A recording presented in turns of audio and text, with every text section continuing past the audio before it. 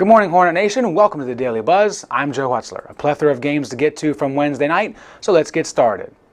We begin with men's soccer in a game against Emory and Henry. It was senior day and was also a chance for them to set their destiny straight. They had to win on Wednesday and they have to win on Saturday, but first up, Wednesday against the Wasps.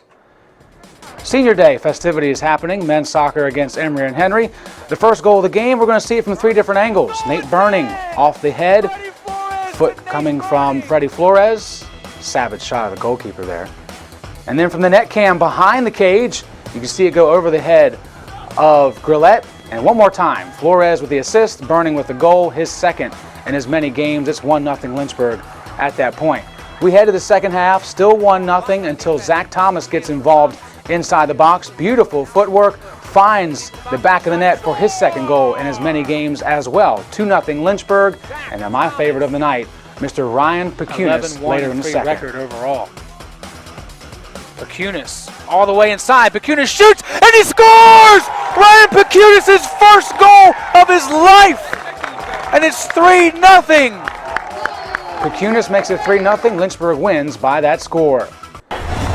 Elsewhere, women's soccer was on the road against Roanoke. They took down the Maroons 1-0 in a very big game for them in terms of the ODAC standings. Marina Clark with the game winner, her second goal in as many games as well. Must be a thing for Lynchburg soccer of the last few days. 1 p.m. Saturday versus Eastern Mennonite. That is their last game. You can see it on LHSN. It is senior day for those girls.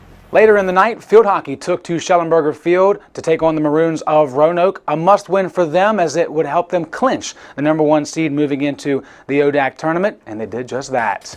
We take a look at the highlights from that game.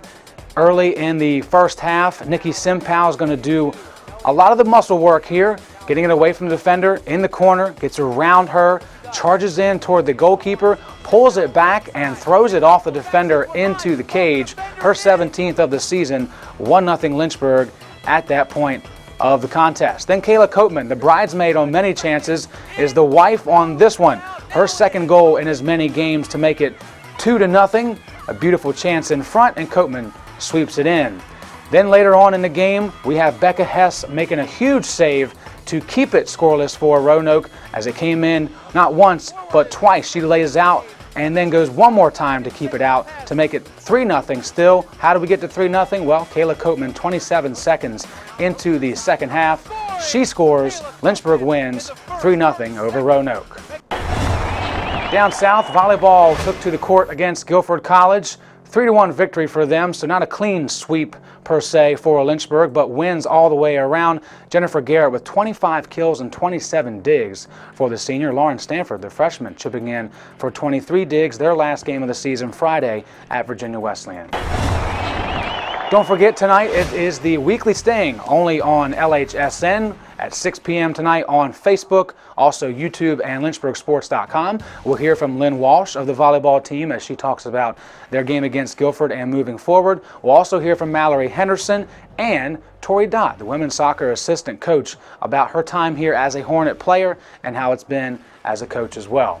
Also, don't forget, the Build Your Own Sub Contest is still going on, presented by the Westover Room. You can win an iPad Mini if your sub gets chosen. Just choose any options from the Boar's Head list to customize your sub. The contest is open now through November 1st when the judging will take place. As we do every day on the Daily Buzz, it's time to tell you what day it is on the national calendar.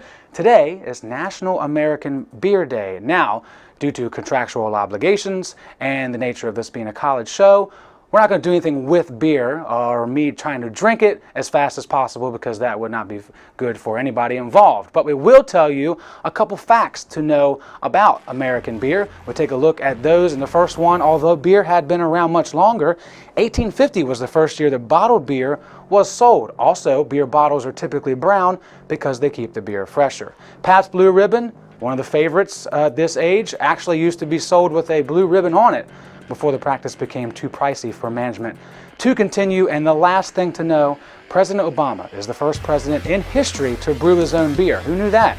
He personally pays for the equipment and ingredients to make his, quote, White House Honey Ale, which is brewed by none other than the White House chefs.